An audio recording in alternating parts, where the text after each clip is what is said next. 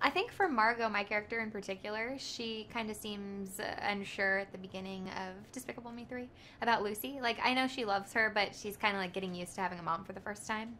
And also, I think because Margot's kind of been like her sister's mom in a way because she was the oldest and she's so protective of them. I think it just takes her a second to get used to it, and it was really fun to get to do those scenes where my character, you can really tell how much she's like starting to love Lucy and trust Lucy. So, Gru and the Minions have a really complicated relationship this time around. What can Minions fans expect? Well, first off, you get to see the Minions in jail for a while, so that's always interesting. That's something like I wanted to see. I didn't think I'd be seeing anytime soon.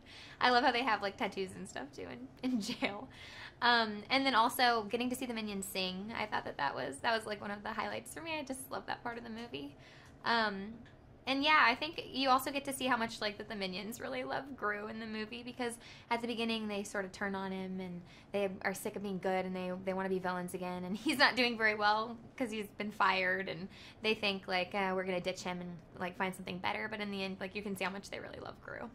You have been a part of this franchise since you were 14. 9 years later, how has being a part of Despicable Me shaped you? I just think it's crazy, like, thinking about going in the very first time. This was really one of the first times I'd ever recorded for anything animated, and, like, just learning about how it works and everything was really exciting. I thought, like, everybody was going to be in the room together at first. I didn't even know that people, a lot of the time, record separately, and even just seeing the pictures of all the characters and stuff, and, like, I remember seeing a Minion for the first time, like, getting to see a picture of one, and I remember trying to explain it to one of my friends, like, there are these little yellow, like, short, chubby, like, guys in the movie called Minions, and they were like, yeah, okay, and now, like, everybody knows what Minions are, so, yeah, it's been so much fun getting to be a part of it. So we know you can tell the difference between Gru and Drew because of the hair, but how else can you tell the difference between Gru and Drew?